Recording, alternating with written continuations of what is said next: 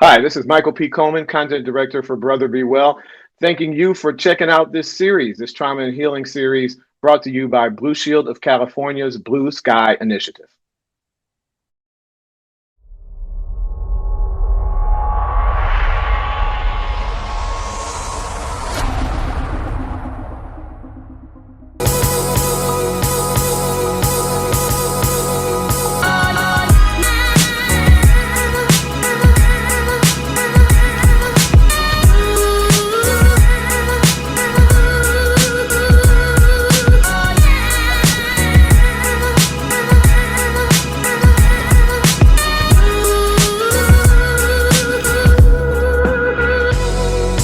So, when you get to around my age, you're starting to believe that everything do happen for a reason. So I'm going to address you first, Mustafa, and then I'll talk about Justin. Um, as an immigrant myself, I can totally relate to your experience. There have been times where I think of hilarious joke that I would tell somebody in Vietnamese, but it wouldn't make any sense translating because then you lost that cultural attachment to the language that it is. Just say it in Vietnamese alone is funny.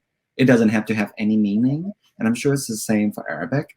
And that second piece of what you share was that, you have this sense of estrangement is the term. You feel estranged to a new country because you're not from here, you weren't born here. Your family, even though you are Americans, you were not originally, adapted to the situation from the get-go. You start abruptly for whatever reason. And I also, want to acknowledge that as people of colors, particularly of Asian descent, and for you, Arabic, it has always been tough. And I don't want to get political, of course, but as an Arabic man, you have always been in target. That itself is trauma. Always been a target in the US by ignorant people who target you because of your skin color, because of your cultural belief, because of the language that you speak. It has nothing to do with you. It does not define what your capability is, but people definitely judge you for it. And with the recent pandemic, I think for a sound short, but it was longer than that to me, 1 or 2 months, this has been incident where Asian brother and sister of mine, from Asia, are being attacked because the pandemic originated supposedly from China, and people were attacking Chinese, Vietnamese. It doesn't matter if you look Asian, if you speak an Asian language, they will attack you based on your skin color and based on the language you speak and based on something that has nothing to do with you. I did not start the pandemic. People who got attacked did not start the pandemic. And it was not their fault of the pandemic here in the US and killing so many people. But certainly there's trauma from that as well. So just in general, and of course I don't want to leave Justin out, but just in general, as people of color, and especially as a young child who experienced a lot of trauma, you carry that with you. I love Justin's sentiment that everything happened for a reason and you have escaped your victim mentality. That is fantastic. Kudos to you. More power to you. I'm so proud of you. A lot of people, though, have not escaped that. That, like you mentioned, Justin, they live in the trauma. And I know I certainly do live in the trauma from time to time, even though I have escaped my cycle. I became the first graduate from my family. I'm the first in my family to have a master's degree and the first actually to become a clinician, a licensed clinician. So a lot of it is, how to, again, it's just acknowledging your trauma, and how to move from it to a better stage. Mustafa, like I mentioned, you're quite young, but you already have great insight. And I think you'll be very successful later on. But it takes a lot of coaching. You don't do it alone. And I'm sure Justin did not either.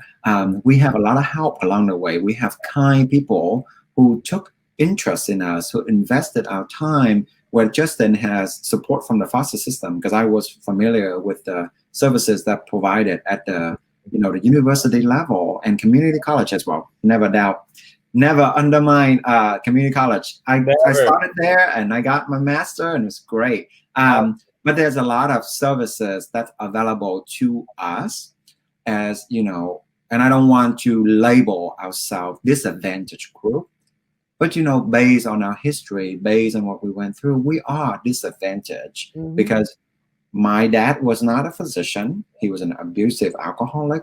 My mother disowned me because I am a gay man. And she has a lot of money. She's very rich, but I do not benefit from that. So, to be a in the disadvantaged category, or you don't want to put yourself in a box, to be in a disadvantaged situation, you have to work a lot harder to be successful. And people often doubted you, whether you are capable of it or not. I remember when I first started out at community college, I went to American River College. Very first class, I decided to be an RN at the time. I want to be a nurse because it sounds like a stable career and, it's going to be difficult, but it'll be worth it. I remember my first anatomy and physiology professor. Basically, in the course, you learn everything about the human body. The very first time I went to her office, she asked what I was there for, and I told her that, I didn't speak English very well. I would love to get some additional help because I want to be successful in this course. Any decent professor would tell you, what can we do for you? Would ask you, what can I do for you to help you to become successful? Her answer was, you should change, you should drop my course, you should change your career path. I don't think you can be a nurse. That was her advice. Would her advice be different if I was a Caucasian male? Maybe. I would never know because I didn't ask, and I was too hurt to ask because her statement was so, how would you put it? Impactful. It's not just quite impactful, it's insulting. That's the word I was trying to think of. It's very insulting. I wasn't asking her for bonus points, brownie points, or extra time on exam.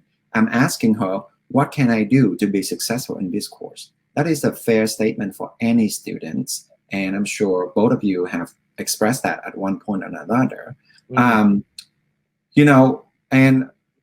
Like Justin was mentioning earlier, like it gave me fuel to become successful in her course, but not everybody gonna have that fuel. Some people, when faced with that statement, will retreat and they will drop the course and do what she told them to do. And are they not capable of being nurses, doctors, engineer, whatever they want to be? Right. No, it's just they didn't receive the support they need when they need it. It's all about timing. Is what's in my book. I was just very lucky that I'm very feisty. I'm very assertive. I became number one in her class. I have 99 to 100% on every single exam, which is nobody in my class has achieved that. And when I walked out of her class at the end of the semester, I told her, I just didn't speak English. I wasn't dumb. And it felt so satisfying and so gratifying to say that statement to her, not in a hateful way, but in a proud immigrant, born outside of the United States way, and to put her in her place and to teach her a lesson that immigrants and people who don't speak English and people who are poor are just as capable of being successful if they put their mind to it.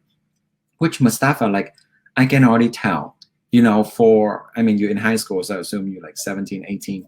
The insight you have is something I wish I had when I was 30. When I was your age. And then, Justin just saying, to be in the foster system, I work with a lot of foster kids in my years as a youth advocate for a mental health agency. Most of my kids has an IEP, it's individual educational plan. And I was in charge of all of their IEP and helped them with their prospects and career path and education. But not all of them make it, not because they don't have the capability to do so, but because they don't have the resources to do so. And it's not because they didn't get the resources from my agency. There's only so much we can do.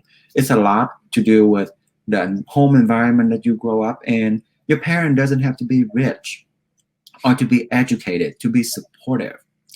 They just have to be supportive. That's the key point in this whole process. And I know your mom sounds like she's trying, but there's only so much she can do. And I am truly sorry that you don't have more people in your life that you can count on and to seek guidance from. And I usually like a little more cautious where I'm like I extend myself in terms of these speaking events, because I have a lot of people who want me to mentor them. And there's a lot of interest in getting guidance from someone who have been through it all and become a successful clinicians and in their chosen field or do whatever that they want to do.